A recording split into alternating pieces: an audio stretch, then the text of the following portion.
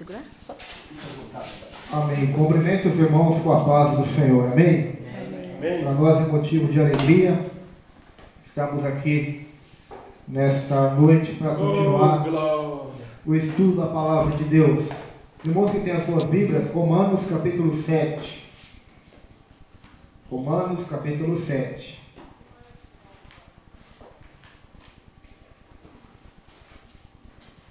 Romanos capítulo 7, semana que vem vamos chegar na metade já, capítulo 8. Amém, graças a Deus. Romanos capítulo 7, vamos ler do verso 1 ao terceiro versículo, amém?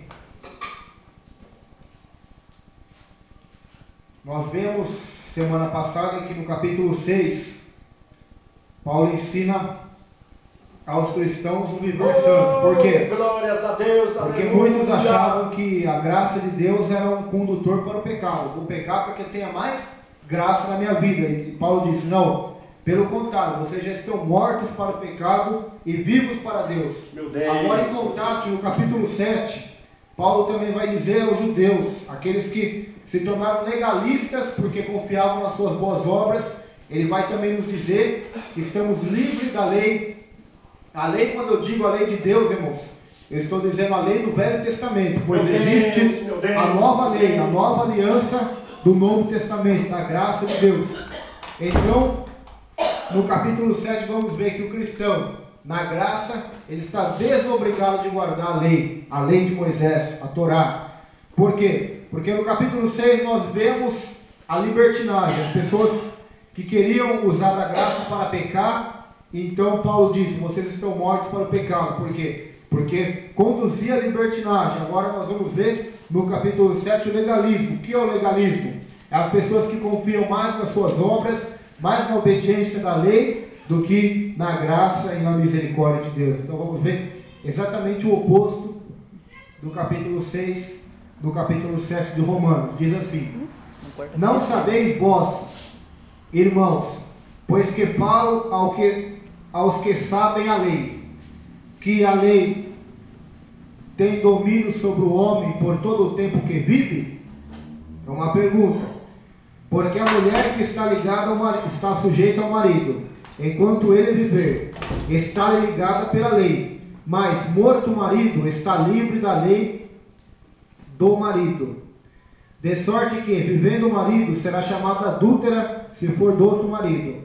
Mas, morto o marido, livre está da lei, e assim não será adúltera se for do outro marido. Aqui Paulo vai usar um exemplo do casamento, onde ele vai dizer sobre a lei, que o homem era obrigado a obedecer a lei, enquanto ele vivia, enquanto ele estava vivo. Mas morrendo o marido, ou morrendo a mulher, assim então eles estavam livres para casar-se novamente. E o versículo 4, para dar explicação desses versículos, diz assim, assim, meus irmãos, também vós estáis mortos para a lei, ou seja, para a velha aliança, para a aliança antiga, pelo corpo de Cristo, ou seja, pela nova aliança, pelo Novo Testamento, para que sejais doutos daquele que ressuscitou dentre os mortos, a fim de que demos fruto para Deus. Então Paulo está dizendo, agora na graça vocês estão mortos para a lei de Moisés, para a lei, a época da lei, para então viver pelo corpo de Cristo, ou seja, pela graça. Na Santa Ceia Jesus foi claro, ele disse assim, este é o meu sangue, o sangue do Novo Testamento, da nova aliança, ou seja, uma nova aliança. Se você abrir a Bíblia, no livro do profeta Jeremias, Ezequiel, o profeta vai dizer assim, eis que vem dias, diz o Senhor, que farei uma nova aliança com os homens, uma aliança eterna, não como eu fiz outrora com vossos pais, ou seja, a aliança de Moisés, mas uma nova aliança. Colocarei a minha lei na sua mente, escreverei as minhas palavras no seu coração. A nova aliança, tirarei de vós um coração de pedra e colocarei em vós um coração de carne. E aqui Paulo está usando o exemplo do quê? Do marido e da mulher. Enquanto estão vivos, estão obrigados a estarem juntos pela lei. Mas morrendo um ou morrendo o outro, estão livres novamente para casar. Então, Paulo está dizendo, o ministério da lei morreu. A letra mata. Mas agora o novo ministério é o ministério da graça, do Espírito, da lei de Cristo. Pois Cristo tem seus mandamentos.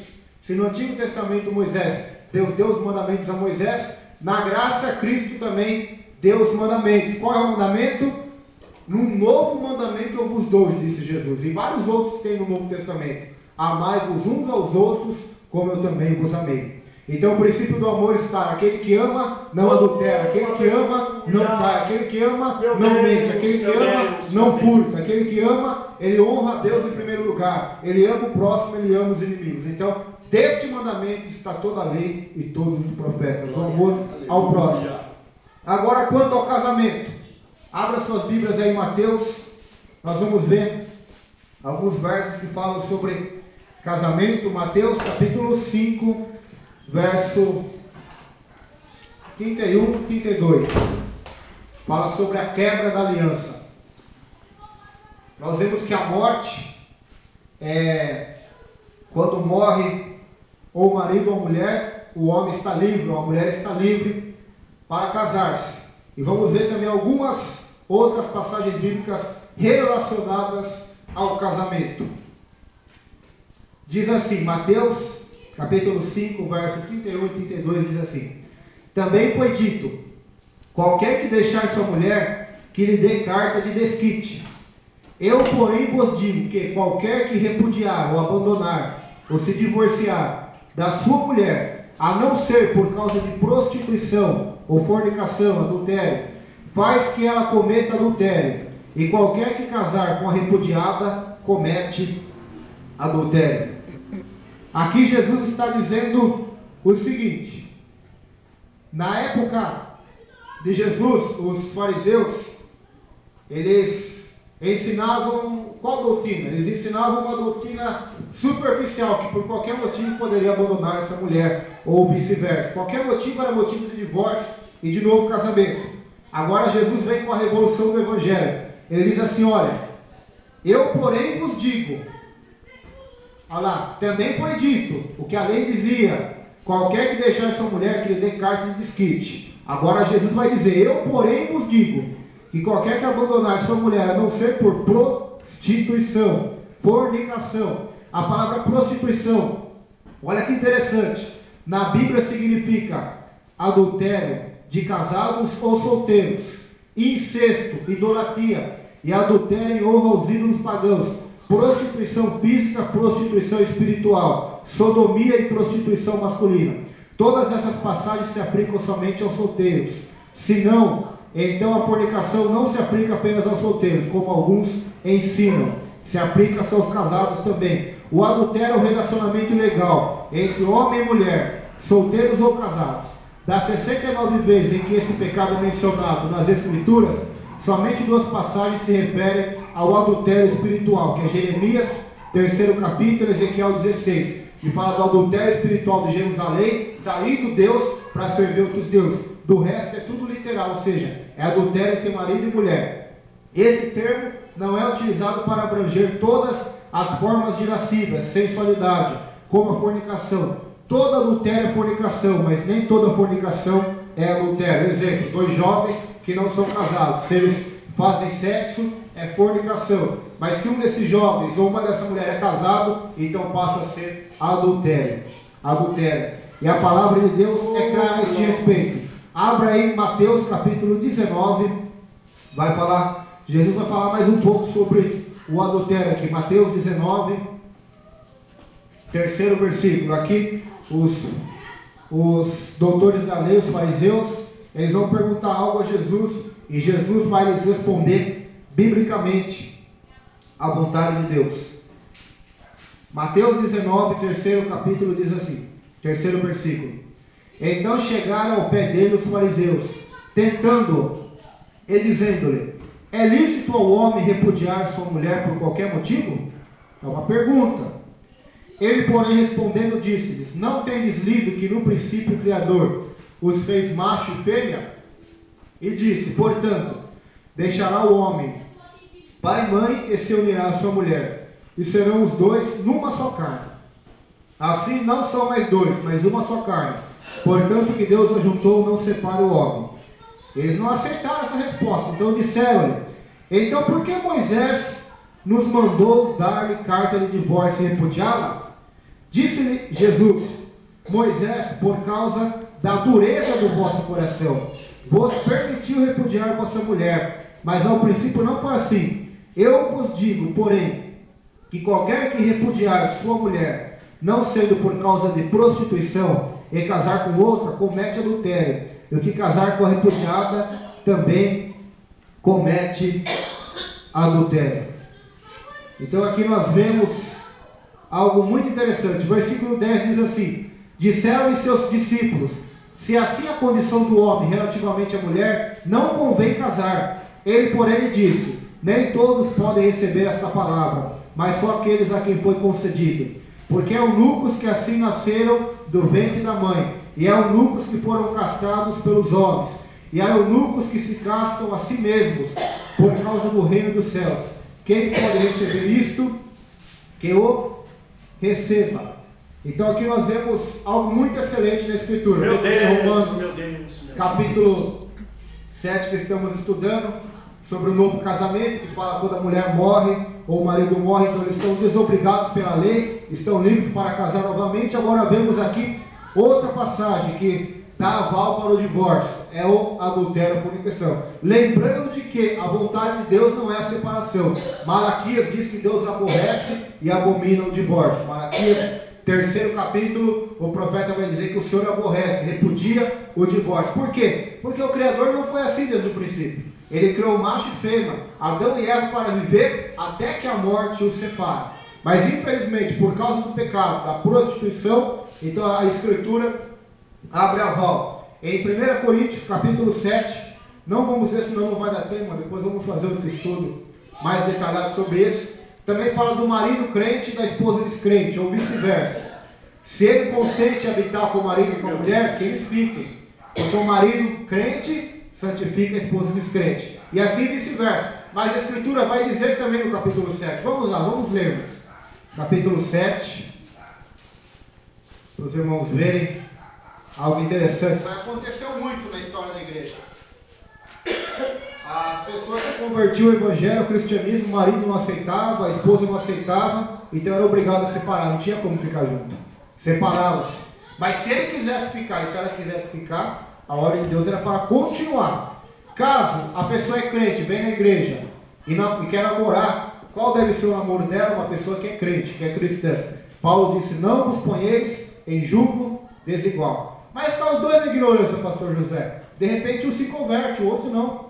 E se o marido que não se converte, ou a mulher, consente ficar, a Bíblia manda ficar. Agora, se ele começar a fazer o inferno, começar a brigar, a mulher começar a brigar, começar a querer se apartar dele, então se aparte.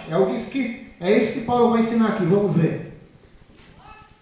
1 Coríntios 7, verso 10, diz assim: todavia aos casados mando, não eu, mas o Senhor, ou seja, é a ordem de Jesus, que a mulher não se aparte do marido. Se porém se apartar, que fique sem casar, ou que se reconcilie com o marido, e que o marido não deixe a mulher. Mas aos outros digo eu, não o Senhor: se algum irmão tem mulher descrente e ela consente habitar com ele, não a deixe. E se alguma mulher tem marido descrente e ele consente habitar com ela, não o deixe. Porque o marido descrente é santificado pela mulher, e a mulher descrente é santificada pelo marido. De outra sorte, os vossos filhos seriam imundos, mas agora são santos. Mas se o descrente se apartar, aparte-se. Porque neste caso o irmão ou irmã não está sujeito à escravidão, à servidão, mas Deus chamou-nos para a paz. Porque de onde sabes a mulher, se salvarás teu marido, ou de onde sabes ao marido, se salvarás tua mulher. Agora um exemplo: se o marido e a mulher morrem, o que acontece? Então, irmãos, o cristão pode casar de novo? Pode. Veja o versículo 39. Mas há uma ordem, versículo 39 deste capítulo. Diz assim: a mulher casada está ligada pela lei todo o tempo em que seu marido vive. Mas se falecer o seu marido, fica livre para casar com quem quiser, contanto que seja no Senhor. Então seja no Senhor. Se o casado aí morre o homem ou morre a mulher, ele quer casar novamente ou ela quer casar novamente, mas tem que ser no Senhor. Por quê? Porque o que estava acontecendo aqui? Muitas pessoas estavam morrendo. Casal. A pessoa ia lá e casava com o mundano. Só que qual é o conselho de Paulo? Para quem, por exemplo, o homem perdeu a mulher perdeu o marido. É que se ele conseguir ficar solteiro, ficar viúvo. Por quê? Porque assim ele pode servir melhor ao Senhor. Porque os solteiros cuidam melhor das coisas de Deus e os casados cuidam das coisas do mundo, para agradar o marido e para agradar a esposa. Está em Coríntios, capítulo 7. Então nós temos aqui alguns motivos que ocasionam o divórcio, que são bíblicos. Quando alguém quer se apartar, ou quando a prostituição a pessoa não consegue perdoar, ou não quer perdoar, um ato imoral, ou quando morre a morte. Então, está desobrigado pela lei. Tem muitos outros versículos, tem Malaquias, tem tantos outros. Por quê? Porque os fariseus ensinavam o quê? Os fariseus ensinavam que qualquer motivo era motivo de divórcio. Se o camarada chegasse na casa dele, olhasse para a mulher dele, falasse, essa mulher é chata, essa mulher é feia, não quero mais ela, então eles podiam largar. Era assim a lei. Pela lei eles largavam por qualquer motivo e casavam de novo. E Jesus fala, se isso acontecer, vocês estão aos olhos de Deus em adultério. A Bíblia diz que os adúlteros não herdarão o reino dos céus. O que nós temos visto hoje na igreja evangélica? Pastor larga da mulher mais velha, casa com mais nova, como se fosse normal. E a igreja hoje está aceitando isso, irmãos. Estão aceitando adúlteros em cima do púlpito, e quando Deus vier para julgar o povo, aí nós vamos ver para quem as pessoas vão se esconder. Para quem as pessoas vão se esconder. A ordem de Deus é, irmãos, que o que ajuntou Deus não separe o homem. Então essa é a ordem de Deus. Infelizmente o povo não quer servir a ordem de Deus. Tanto que em Mateus 19 nós vimos que até os discípulos reclamaram. Eles chegaram para Jesus e disseram, mas isso é difícil. Quem que vai seguir isso aí? Então eu vou ficar solteiro. Para que eu vou ter mulher se tem que seguir essa lei rígida? E Jesus falou assim para eles, nem todos estão aptos para ouvir este ensinamento. Há eunucos que são eunucos de nascença, ou seja, já nasceram castrados, não podendo ter relações sexuais com mulheres. Há eunucos que são castrados pelos reis, só para servir o rei. E há aqueles que a si mesmos se castram, ou seja, se privam do sexo para servir o reino de Deus. Ou até para fazer outros afazeres. Então, isso é muito interessante. Vamos continuar no capítulo 7 de Romanos. Capítulo 7 de Romanos, verso 4. Assim diz assim. Assim, meus irmãos, também vós estáis mortos para a lei, pelo corpo de Cristo, para que sejais douto daquele que ressurgiu dentre os mortos, a fim de que demos fruto para Deus. Ou seja, nós estávamos casados com a lei. A humanidade, até Cristo vir, estava casado com a lei. Mas Cristo veio, morreu e ressuscitou. Então, a humanidade agora, a lei foi morta, tipologicamente, simbolicamente Paulo falando, para que agora vocês sejam de outro, ou seja, de Cristo. Ou seja, estão desobrigados. Vamos ler o verso 5. Porque quando estávamos na carne, as paixões dos pecados que são pela lei, não são da lei, mas são pela lei, ou seja, pela lei ela vai demonstrar o nosso pecado, operavam em nossos membros para darem fruto para a morte. Mas agora estamos livres da lei, pois morremos para aquilo em que estávamos retidos, para que sirvamos em novidade de espírito, e não na velhice da letra, ou seja, na velhice da lei, das ordenanças do Velho Testamento. Aqui nós vemos dois tipos de fruto. No capítulo 4, o versículo 4 diz que ressuscitamos com Cristo para dar frutos para Deus. E agora Paulo vai dizer o fruto para a morte. Quando eu falo fruto, eu me lembro de João Batista, irmãos. Ele disse assim, a árvore que não der fruto será cortada e lançada no fogo. Quando eu falo de fruto, eu me lembro de Gálatas, onde diz as obras da carne e o fruto do Espírito de Deus. Quando eu falo de fruto, eu me lembro de Romanos capítulo 1, que Paulo desejava ir até Roma para ter ali algum fruto espiritual, ou seja, para ganhar almas, para edificar a fé de alguém, para ensinar a palavra de Deus. Então, isso é muito importante, irmãos. Deus nos chamou não para vivermos uma vida na libertinagem ou no legalismo. Deus nos chamou na graça para que nós dessemos frutos para Deus, ou seja, frutos tanto de caráter, tendo o amor de Deus na nossa vida, na prática, a humildade, orando, buscando a Deus, fazendo a vontade de Deus, testemunhando o nome de Jesus. Esses são os dois frutos que você tem que ter: o fruto do caráter, que está em Gálatas, e o fruto das obras, que é ganhar almas para Jesus. A Bíblia diz em Provérbios: quem ganha alma sábio é. Jesus disse a Pedro: vinde após mim, eu vou ensinar vocês a ganhar almas. Então, esse é o fruto que Deus quer de nós. Jesus foi à figueira, não me canso de dizer isso, e a figueira não tinha frutos. O que ele disse àquela figueira? Seca-te. Por quê? Porque ele quer frutos. Se você abrir a Bíblia em João capítulo 15, ele vai dizer assim: não foste vós que escolhestes a mim, antes eu vos escolhi e vos nomeeis. Para quê? Para que vades e deis fruto, e o vosso fruto permaneça, para que o Pai seja glorificado. Então fomos chamados para dar fruto. Ninguém foi chamado na igreja para ser banco de reserva. Ninguém foi chamado na igreja para ser gandula, para esquentar banco. A obra de Deus, todos quantos Deus chama, tem trabalho. Quem chegar para mim e dizer: olha, eu não faço nada na igreja porque o pastor não me dá oportunidade, é mentira. Há trabalho na casa de Deus, com certeza há trabalho aqui na Cordeiro, há trabalho na Assembleia, há trabalho na Batista, na Presbiteriana, há trabalho no mundo, há trabalho no teu serviço para fazer para Deus, há trabalho na sua casa para fazer para Deus, há trabalho, irmãos, grande é a seara, poucos são os serviços, há trabalho para todos, todos foram chamados para dar frutos, é igual os talentos. Oh, aleluia. Vamos mudar a palavra talentos para frutos. Quantos frutos temos multiplicado para Deus? Porque uma semente, irmãos, ela pode dar milhões e milhares de frutos. Uma só semente. Ela pode dar milhares e milhares de frutos. A árvore ficar viva bastante tempo. Uma só semente. E para a semente dar fruto, ela morre. E morrendo ela nasce, ela se torna uma árvore, onde esses ramos vão e dão frutos. E a semente já morreu, irmãos. Jesus.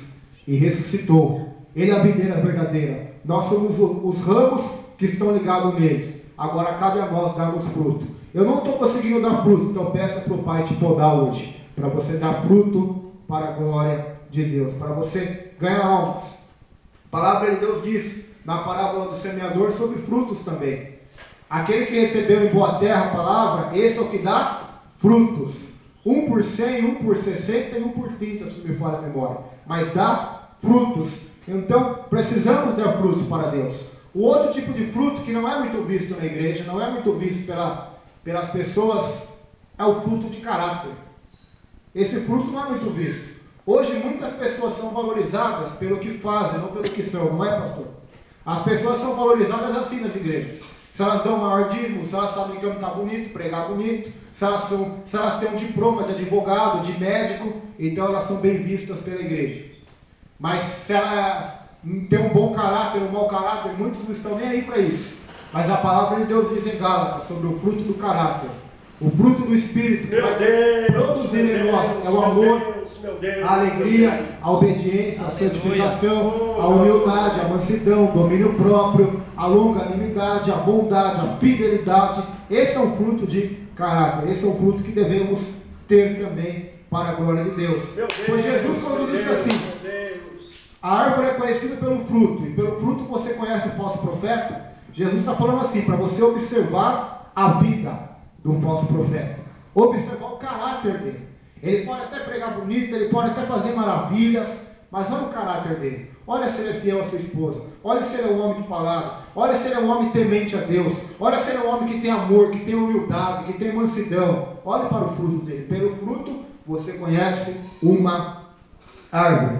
Fruto é um assunto complexo, poderíamos aqui ficar tempos falando sobre isso, mas cabe aos irmãos individualmente pesquisar nas suas Bíblias, nas suas casas, e vocês vão ver que há muita referência sobre isso na Bíblia, sobre árvore, sobre fruto e o que devemos produzir para Deus. São frutos bons. Eu não me lembro a passagem, mas foi Jeremias, pastor José, que viu um cesto cheio de figos, bons e ruins. Então nós somos, Deus tem o seu cesto, e o cesto de Deus está na sua vida. E na sua vida vai ter figos bons ou figos ruins? Figos bons ou figos podres? Deus sabe, irmãos.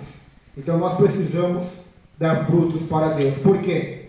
Porque estamos livres da lei. Não é para ficar pecando. Estou livre da lei de Moisés, então vou pecar, não. Porque a lei da graça é superior à de Moisés ainda. É muito mais profunda. Meu Deus, é muito mais rígida. Deus. Se na lei de Moisés, Deus pedia o dízimo, não era? Os 10%. Na lei de Cristo, Deus pede os 100%. Aquele que quer vir após mim, negue-se a si mesmo, tome a sua cruz e siga-me. Se na lei de Moisés, adultério era pecado, na lei do mestre, aquele que olhar para uma mulher com intenção impura, já adulterou. E tem muito mais que eu poderia falar para os irmãos aqui sobre a lei do novo Evangelho de Jesus Cristo, nosso Senhor. É muito mais profunda, mas é muito mais misericordiosa também. Porque se na lei de Moisés mandava se apedrejar um adúltero, na lei de Cristo há uma nova chance para os adúlteros.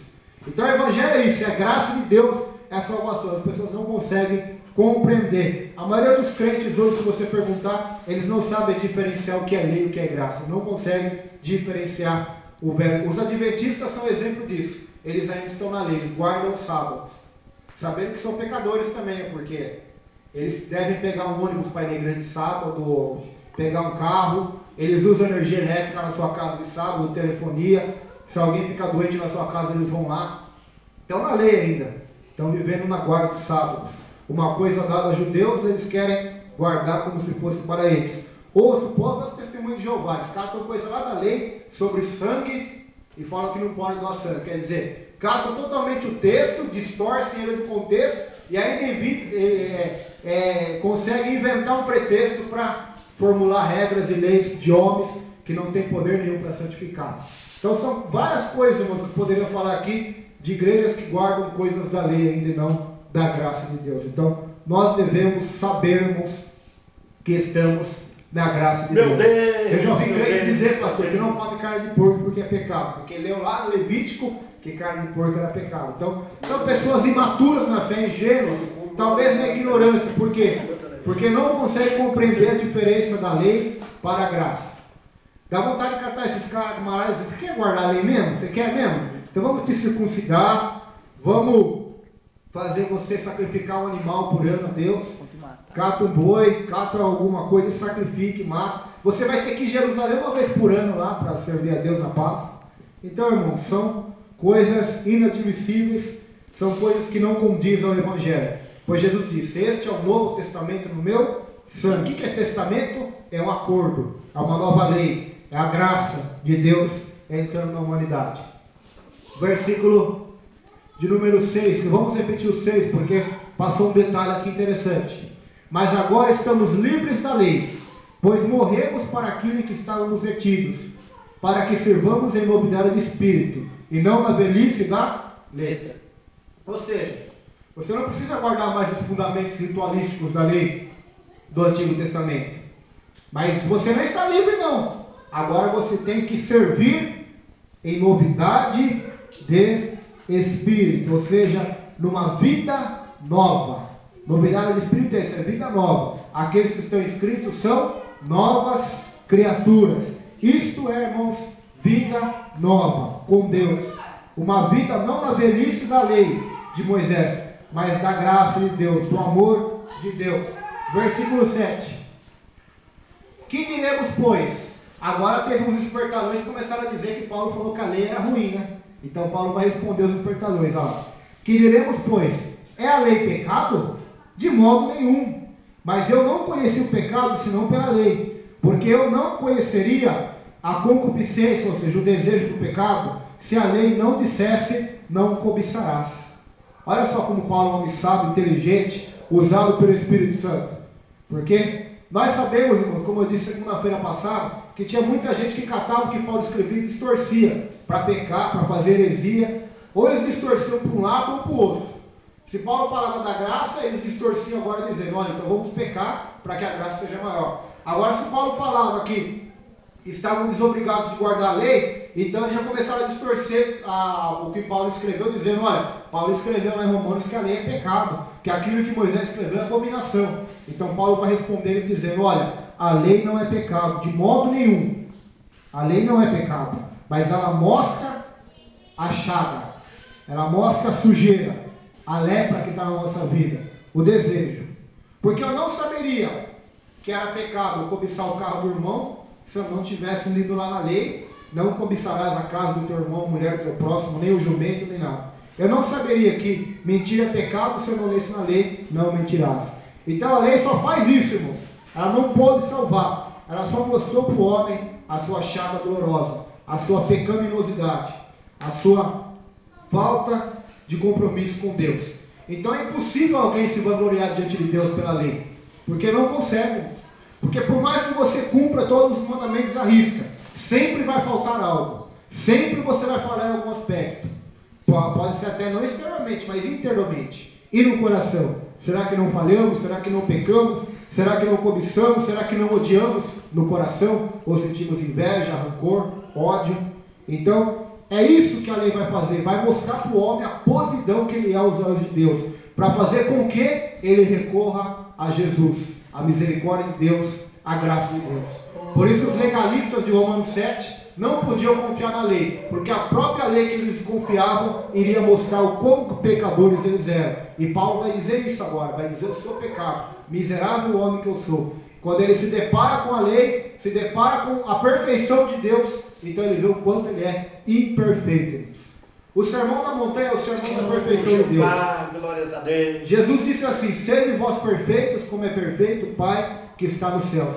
Então, se você ler o sermão da montanha, quiser anotar aí para ler na sua casa, Mateus capítulo 5, 6 e 7, nós vamos ver, eu me incluo nisso também, o quão longe estamos ainda da perfeição, o quão longe ainda estamos do padrão moral, ético de Deus para a vida cristã.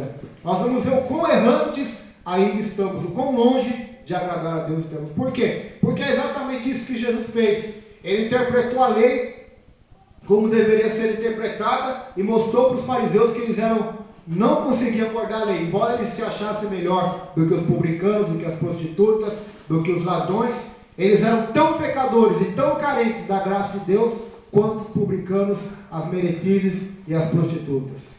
Quanto tanto os gentios eram carentes da graça de Deus, assim também eram os judeus, filhos da descendência de Abraão.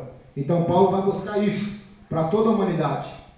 Verso 8: mas o pecado, tomando ocasião pelo mandamento, despertou em mim toda a concupiscência e o desejo, porquanto sem a lei estava morto o pecado. E eu, há algum tempo, vivia sem lei, mas, vindo o mandamento, reviveu o pecado, e eu morri. E o mandamento que era para a vida, achei eu que me era para a morte, porque o pecado, tomando ocasião pelo mandamento, me enganou, e por ele me matou. Ou seja, o preço do pecado é a morte. Paulo está dizendo aqui que ele, conhecendo a lei de Deus, ele viu quão pecador ele era, e ele morreu, e estava morto. E ele achava que a lei de Deus, ele era fariseu, irmãos, ele tinha propriedade para falar o que ele falou. Ele era fariseu, era um homem que aprendeu com Gamaliel. Ele achava que aquilo que ele estudou com Gamaliel ia dar vida para ele, ia dar paz, ia dar alegria, ia dar salvação para ele. Mas ele viu que aquilo que ele achava que era para a vida dele foi para a morte. Por quê? Porque ele não conseguia obedecer, ele não conseguia guardar toda a lei de Moisés. Ele era incapacitado pelo seu próprio pecado que estava dentro dele de guardar a palavra de Deus, de guardar os mandamentos de Deus. Lembrando-nos de que Moisés disse assim, em Deuteronômio: se vocês obedecerem essas palavras, viverão, mas se desobedecerem, morrerão. Deuteronômio 28, muitos crentes gostam de ler esse texto, é maravilhoso, né? Fala das bênçãos de Deus se ouvirdes e obedecerdes à voz do Senhor. Mas se você continuar o 28, você vai ver das maldições que tem no capítulo, que tem mais maldições do que bênçãos para quem desobedece a Deus. E eu acho, na minha opinião, de ser humano, falho, pecador, que se aplicássemos Deuteronômio 28 para a vida de nós aqui e de todo mundo que está aí fora, com certeza nós estaremos mais amaldiçoados do que abençoados. Porque longe estamos ainda da perfeição de Deus, do que Deus requer de nós. Longe nós estamos ainda. Longe nós estamos ainda de ser um Elias, de ser um Paulo, de ser um Jeremias, de ser um imitador de Jesus Cristo. Precisamos trilhar e caminhar pela batalha da palavra de Deus para conseguirmos cada vez mais nos aprofundar no conhecimento de Deus. E o pecado fez isso na vida de Paulo. Ele foi matando Paulo, matando aquela ansiedade. Versículo 12: assim, a lei é santa, e o mandamento é santo, justo e bom. Então, para quem estava caluniando Paulo, Paulo aqui dá a resposta, dizendo assim: a lei é santa, ou seja, separado do pecado, é algo santo, é algo de Deus. O mandamento ele é santo, ele é justo, ele é bom. Ou seja, a lei de Deus não é injusta. Tem pessoas que acham, então, Roberto, você fica falando que ninguém consegue obedecer a lei de Deus, Deus então é um Deus injusto. Como ele vai dar uma lei para os homens, sabendo que eles não conseguem obedecer? Deus é justo, irmãos. A lei é justa. Infelizmente, é todos os homens que nascem justos. É isso que o ser humano não entende. A palavra de Deus, a graça de Deus, ela mexe com o orgulho do homem. Porque que homem gosta de ouvir que ele vai ser salvo pela graça? Não vai ser salvo porque ele é bom ou porque ele fez alguma coisa que merece. Se você perguntar nos velórios para pessoas, essa pessoa vai para o céu? Foi. Por quê? Eles vão te falar, todos eles vão te falar, porque foi um homem bom. Por quê? Isso é orgulho, irmãos. A pessoa confia mais na sua bondade, na sua carne, do que confia na obra e nos méritos da cruz de Cristo. Isso é orgulho. Isso é abominável aos olhos de Deus. Deus mandou Lúcifer cair do céu, Satanás, por causa do orgulho, porque ele se achava independente de Deus. Ninguém é independente de Deus. Somos dependentes de Deus. Então, só vai trazer orgulho. Por isso que a lei é santa, o mandamento é santo, justo e bom, porque mostra a bondade de Deus e mostra a maldade do ser humano. Mostra a maldade que tem dentro de nós. Não era assim, irmãos. Nós não éramos assim. Adão e Eva eram perfeitos. Eles não tinham maldade, não tinham malícia, eles estavam nus no jardim do Éden. Deus via deles, eles conversavam nus com Deus, pelados com Deus, não sentiam vergonha um do outro, dos animais, nem de Deus. Era normal, conversava-se como conversa com o pastor Josué no monte ou no carro, era intimidade. Mas depois que o pecado entrou, a desgraça também entrou na humanidade. Infelizmente, tiveram 2 filhos, nós sabemos a história. Caim matou Abel por causa de inveja, e desde aquele momento, irmão, o pecado começou a dominar a raça humana. E até hoje ele domina os que não conhecem a graça de Deus, os que não conhecem Jesus. Até os judeus hoje, que não aceitaram Jesus como Messias, são dominados pelo pecado. Por quê? Porque não se renderam àquele que tem poder para libertar do pecado, que é Jesus. Conhecereis a verdade, e a verdade vos libertará. Verso 13. Olha a pergunta agora. Logo, tornou-se-me o bom em morte? De modo nenhum. Mas o pecado, para que se mostrasse pecado, operou em minha morte pelo bem, a fim de que, pelo mandamento, o pecado se fizesse excessivamente maligno. Olha que palavra forte, irmão. Excessivamente maligno. Porque bem sabemos que a lei é espiritual, mas eu sou carnal, vendido sobre o pecado. Que é Paulo que está falando, irmãos? É um homem que viajou toda Roma, é um homem que fundou várias igrejas, que foi ao terceiro céu, que fez maravilhas, que ressuscitou o morto, que curou vários enfermos, que os lenços e aventais dele curavam, expulsavam demônios. O homem poliglota, o homem que abandonou tudo para seguir Jesus. Está falando isso, eu sou pecador, vendido sobre o pecado. E quantos santarrões que temos por aí nas igrejas se achando os super-homens de Jesus. E quando eles menos esperam, cai adultério, cai em pecado, cai na avareza, cai nas heresias. Por quê? Orgulho. O orgulho é a raiz do pecado. Quantos pastores famosos conhecemos que é adultério? Por quê? Orgulho. Eles acharam que eles eram bons, porque eles pregavam, a multidão vinha, porque eles oravam, os enfermos eram curados, porque todo mundo queria estar perto deles, até que caíram, porque confiaram no braço, confiaram na carne, no sangue, nos ossos, no intelecto, no dinheiro, na fama, e não em Deus. E quando o homem deixa de confiar em Deus, a Bíblia diz que ele é maldito. E Jeremias 17 diz: maldito é o homem que confia no homem. Ou seja, não é só aquele que confia no próximo, mas é nele mesmo, que faz da carne mortal o seu braço e se aparta do Senhor. Ou seja, aquele que confia no braço da carne, na força da carne, esse cai. Por que Davi foi segundo o coração de Deus? Sabe por quê? Quando ele foi enfrentar o gigante, aquilo era o lema da vida dele. Eu não vou com a força da carne, eu vou em nome de Deus, o Deus da guerra. Depois ele escreve os Salmos e diz assim: uns confiam em carros, outros confiam em cavalos. Eu faço menção do nome do Aleluia. Senhor, não tem outro bem além de ti. Então, eu creio que Davi, antes de Cristo vir, ele já confiava na graça, no favor imerecido de Deus. Por quê? Certa feita ele estava com fome, ele foi comer pães. Os pães que ele comeu não era para ele comer. Era o pão que só o sacerdote comia, mas ele foi lá, comeu e não aconteceu nada com eles. Não aconteceu nada, ficaram imunes. Depois, Jesus vindo, certa feita no sábado, os seus apóstolos estavam comendo espiga lá. Aí os fariseus viram e se escandalizaram. Vocês estão trabalhando no sábado, estão comendo? Jesus olhou para eles e disse: nunca vocês leste o que Davi fez? Comeu os pães que não era lícito ele comer, e mesmo assim não aconteceu nada com ele? Vocês têm que entender que misericórdia eu quero e não sacrifícios. Misericórdia está acima de sacrifício na lei de Deus. A misericórdia. O que adianta fazermos um sacrifício extraordinário e não temos misericórdia com os pecadores, misericórdia com as pessoas que nos ofendem, misericórdia com os nossos inimigos? Pois quem não tem misericórdia não recebe misericórdia. A Bíblia diz: bem-aventurados são os misericordiosos, porque alcançarão misericórdia. Então, é a misericórdia. Davi teve misericórdia de Saul, tanto que depois ele peca, Deus tem misericórdia dele, embora houve uma consequência. Mas se ele não tivesse misericórdia de Saul, se ele tivesse passado a espada em Saul, será que Deus teria misericórdia dele? Será que ele não teria morrido? Então, nós vemos um princípio da graça muito importante. Porque, versículo 14, porque bem sabemos que a lei é espiritual, mas eu sou carnal, vendido sob o pecado. Então isso aqui se aplica para todos, viu, irmãos? Todos. Mesmo que você é cristão, eu sou cristão hoje. Temos força para estar livres do pecado. Se nós não vigiarmos, podemos voltar nele, sabia disso? Se nós não se apegarmos a Deus, a sua palavra, podemos voltar a qualquer momento, no abrir e piscar de olhos, a vida em pecado, a vida pecaminosa.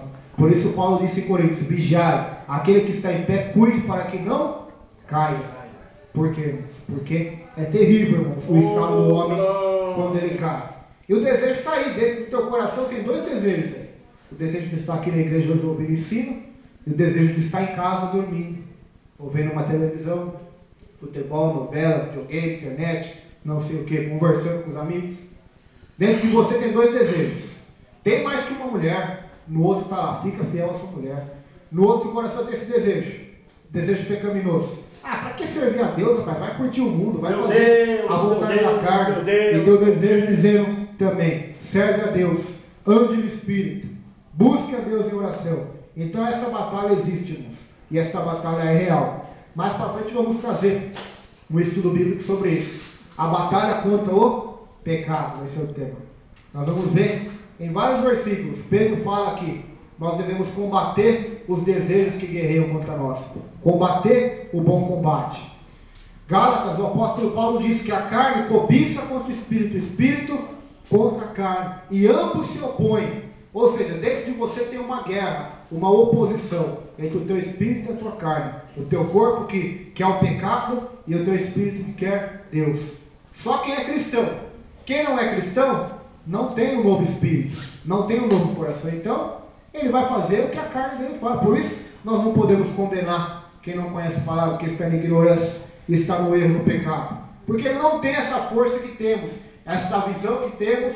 O Espírito Santo não abriu a visão dessa pessoa e ela está vendida sobre o pecado. Então, ela não tem força alguma nela para vencer o pecado. Só terá quando conhecer a verdade. A verdade de Jesus é o Evangelho, é a graça, é a palavra, o Espírito Santo. E quando ela conhecer de verdade, então ela vai o libertar dessas coisas terríveis que o pecado proporciona. São prazeres que alegram na hora, mas depois trazem condenação eterna.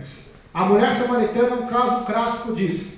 Ela bebia água e voltava a ter sede, não era? O que Jesus disse para ela? Se você beber da água que eu te der, nunca mais terá sede. É verdade. Jesus não está falando nem de água literal, ele está falando da presença dele, do Espírito dele na vida dela. Se ele recebesse ele na vida dela, se ela recebesse Jesus nela, então ela teria prazer, alegria, proporcionadas em abundância, a vida com abundância, que seriam nela uma fonte a jorrar para a vida eterna. Então ela não teria mais sede de beber aquelas águas que outrora ela bebia. Do adultério, ela tinha 4 maridos já, no quinto, e que o que ela estava não era dela, e ter a vida promíscua qual ela tinha. Verso 15, diz assim: porque o que faço, não o aprovo, pois o que quero, isso não faço, mas o que aborreço, isso faço. Será que nós temos coragem de escrever uma carta para uma igreja, sendo pastor dela e falar isso aqui? Meu Deus, já pensou, pastor José? Olha lá, vou repetir. Porque o que faço não aprovo, pois o que quero. O que ele queria? Servir a Deus, amar a Deus, buscar mais Deus, ganhar mais almas. Ele não conseguia fazer às vezes. Mas o que aborreço, isso faço. Talvez eu me iro, talvez eu cobiço, talvez eu minto, talvez eu tenha um mau pensamento. Eu não sei o que ele está se referindo aqui. Ele não especifica. Mas isso se até todos nós. Se nós perguntarmos aqui para os irmãos estão satisfeitos com a vida espiritual? Eu tenho certeza que muitos vão dizer, eu não estou. Eu poderia orar muito mais ainda, ler muito mais a Bíblia, poderia ter feito muito mais na minha vida, mas não fiz. Fiz talvez por outras coisas. Eu falo isso por mim, e tenho certeza que os irmãos podem falar também. Olha, eu poderia ter buscado mais, ter feito mais para Deus, deixado de falar aquelas palavras que eu falei na hora errada, de ira, de amargura. Por quê? Porque essa é a natureza pecaminosa. E você já passou por isso também. Se não passou, vai passar e está passando. Mas como lidar com isso? Vamos ver como Paulo se lidava. E se faço o que não quero, concito com a lei que é boa, de maneira que agora já não sou eu que faço, mas o pecado que habita em mim. Em você habita o Espírito Santo, não habita? Mas a Escritura também diz que o pecado não está ali.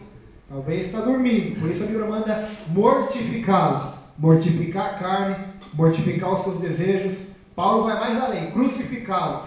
Em Gálatas ele diz, eu estou crucificado com Cristo. Então, ele crucifica a carne dele. Para quê? Cristo viva nele. Verso 18, por que eu não devo andar na carne? Olha o que vai dizer aqui. Porque eu sei que em mim, isto é, na minha carne, não habita bem algum. E com efeito, o querer está em mim, mas não consigo realizar o bem. Querer não é poder. Ele queria, mas muitas vezes ele não conseguia realizar o bem. Talvez essa frase foi tirada deste texto aqui, né? Querer não é poder. Então aqui, ele muitas vezes até queria, mas não conseguia realizar o bem. Por quê? Por causa da carne dele. Não habita bem algum. E o que ele disse aqui confere com o que Jesus disse. Jesus disse assim, ó. Vocês que são maus, sabei dar boas coisas aos vossos filhos, quanto mais o Pai Celestial não dará bem àqueles que lhe pedirem, ou o Espírito Santo. Então, Paulo sabia que na carne dele não habita bem algum. A nossa carne não habita bem algum, irmãos. Se você puxar a raiz de todos os teus desejos, por mais bons que você acha que eles são, você vê que lá no fundo tem o orgulho, ou tem o interesse próprio, ou tem o egoísmo. Por quê? Porque na carne do homem não habita bem algum. Só conseguimos agradar a Deus, vamos estudar na próxima segunda, quando andamos no Espírito. Pois Paulo vai dizer em Romanos 8, aqueles que estão na carne não podem agradar a Deus. Por quê? Deus é Espírito. João 4 diz, e o Pai é Espírito e procura o quê? Que os verdadeiros adoradores o adorem em Espírito e em verdade. Então, isso é muito interessante. Porque não faço o bem que quero, mas o mal que não quero, esse faço. Ora, se eu faço o que não quero, já ou não faço eu, mas o pecado que habita em mim. Acho então esta lei em mim, que quando quero fazer o bem, o mal está comigo. Porque, segundo o homem interior, tenho prazer na lei de Deus. Mas vejo nos meus membros outra lei que batalha contra a lei do meu entendimento e me prende debaixo da lei do pecado, que está nos meus membros, ou seja, nas minhas mãos, nos meus pés, no meu corpo. Olha que interessante aqui. Está claro para os irmãos entenderem a batalha que existe dentro de nós. A batalha. Muitas pessoas desanimam por causa disso. Elas começam na igreja e às vezes elas falham. E elas desanimam. Elas Deus não vai me aceitar mais, então eu vou parar de ir na igreja. Com certeza o pastor José deve ter conhecido várias pessoas assim, eu já conheci. Por quê? Porque elas não entenderam isso. Que o fato delas se converterem, se batizarem nas águas, irem na igreja, elas não estão sempre na tentação. Tanto que a própria oração do Pai Nosso diz o quê? Pai, nos livra das tentações, não nos conduz às tentações, livra-nos do mal. Por quê? Porque a tentação é sairmos. Sairmos da porta para fora, no trabalho tem tentação, na casa tem tentação, na igreja tem tentação. A tentação está em todos os lugares. Não que Deus manda para nós a tentação, mas é o pecado que está dentro de nós. É o desejo que está dentro de nós que vai nos levar às tentações, vai nos levar ao engano. Por quê? Porque existe essa natureza dentro de nós. Por isso o homem só pode ser salvo pela graça. Porque sem a graça, ele é condenado. Porque por mais que ele consiga obedecer todas as leis, Deus tem 15 leis, vou dar um exemplo para os irmãos. Você obedece 14, desobedece uma. Pela Bíblia você é culpado de todos, sabia disso? Está lá em Tiago. Se você obedece às 14 e desobedece uma, você é culpado. E a lei de Moisés, se me fala a memória, tem mais de 600 ordenanças. Mais de 600 mandamentos. Imagine o homem que vai conseguir obedecer tudo isso. Não consegue, mas por isso somos salvos pela fé e somos imputados a Deus como justiça pela fé. Como Abraão. Abraão creu em Deus. Isso lhe foi imputado como justiça. Eu posso catar aqui e mostrar para os irmãos que Abraão era para ser condenado, se fosse ver. Abraão levou Ló. Deus não tinha mandado ele levar Ló, ele levou Ló. Depois Abraão mentiu para o rei do Egito. Depois Abraão teve relações com Agar, que não era para ele ter tido, porque não era filho da promessa. Ele teve erros, mas por que ele foi salvo? Porque ele creu em Deus. E apesar das suas falhas, Deus nele operou boas obras também e ele foi salvo. Então, é isso que Deus faz. Davi também é o mesmo exemplo. Ele teve várias falhas, mas ele creu em Deus, confiou em Deus. Deus o perdoou, purificou e ele foi salvo. E agora tem vários que tiveram boas obras, foram caridosos e confiavam que aquilo ia salvar eles diante de Deus. E não confiaram no próprio Deus. Então, foram condenados. A doutrina do Espiritismo, ela ensina isso, irmãos, que eu estou falando para os irmãos. Que você pode ser salvo por boas obras. Allan Kardec, o Evangelho de Allan Kardec, Chico Xavier, foi um homem bom, foi um homem que ajudou os pobres. Mas infelizmente, irmãos, isso não traz salvação para ninguém. Você ajudar os pobres, você fazer caridade, embora isso é agradável a Deus, isso não pode salvar. Por quê? Porque ainda o pecado está lá. Os desejos do pecado estão lá. E o único que pode purificar e te dar um novo nome é Jesus. Aleluia. O único que pode te levar aos céus é Jesus. Charles Haddon Spurgeon disse assim, que tentar ser salvo pelas boas obras é a mesma coisa que tentar construir uma escada até a lua. Já pensou? Você consegue construir uma escada até a lua? Não tem como. É a mesma coisa que tentar contar as estrelas do céu, os grãos de areia na mar. É a mesma coisa que tentar atravessar os oceanos da terra a nado. Não consegue. Tentar ser salvo pelas obras é a mesma coisa que tentar permanecer vivo dentro de um magma, de vulcão. Aquelas larvas queimando. Não conseguimos. A salvação vem por Jesus. Verso 24. Aqui está o ápice da declaração de Paulo.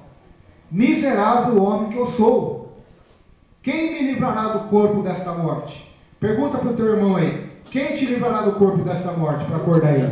Quem te livrará do corpo desta morte? Olha só, irmãos, o segredo da vitória, o segredo da bênção, o segredo de você triunfar sobre o pecado, triunfar sobre a tua natureza carnal, vencer o pecado, vencer a morte, vencer o inferno, ser uma nova criatura. Olha o segredo da salvação, da vida eterna. É o verso 25. Eu dou graças a Deus por Jesus Cristo, nosso Senhor. Assim que eu mesmo, com entendimento, sirvo a lei de Deus, mas com a carne a lei do pecado. Ou seja, aleluia, eu consigo vencer o pecado, vencer a minha natureza por Cristo Jesus, nosso Senhor. Quem me livrará do corpo desta morte? Jesus Cristo. Glória a Deus, Senhor. Segredo da vitória. O segredo da bênção, o segredo de você ser feliz, realizado, pleno, estar em segurança, em paz com Deus, em tranquilidade diante de Deus, sabendo que se você tombar agora, você vai estar para sempre com Ele, é Jesus Cristo nosso Senhor. Este é o segredo da bênção. Quem te livrará desta morte, desse corpo, dessa condenação, é Jesus nosso Senhor. É Ele que vai nos livrar da lei do pecado, da lei da morte. Essa é as bênçãos de Deus para a nossa vida. Se você quer vencer o pecado, então é por Cristo, Jesus, nosso Senhor. E Paulo dava graças a Deus por isso, amém?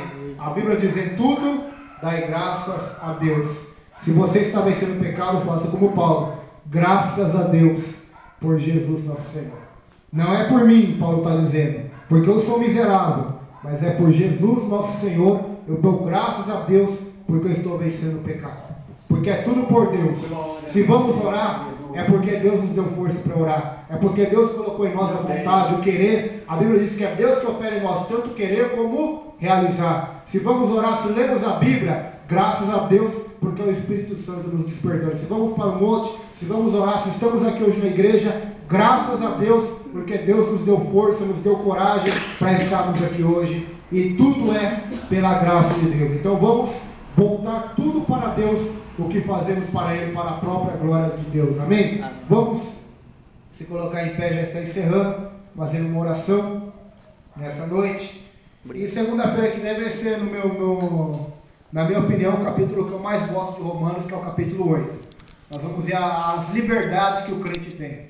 Amém? A liberdade do medo, a liberdade da escravidão, a liberdade do desânimo. Tudo está em Romanos capítulo 8. Amém? Então, se você está meio desanimadão aí, tem pessoas que você conhece que é desanimado, que são medrosos, covardes, fala para eles ir no capítulo 8, que eles vão aprender a como ser corajosos, como Paulo, a ser valentes, a não ter medo e a poder declarar: nada me separa de Deus, porque eu estou em Cristo. Amém?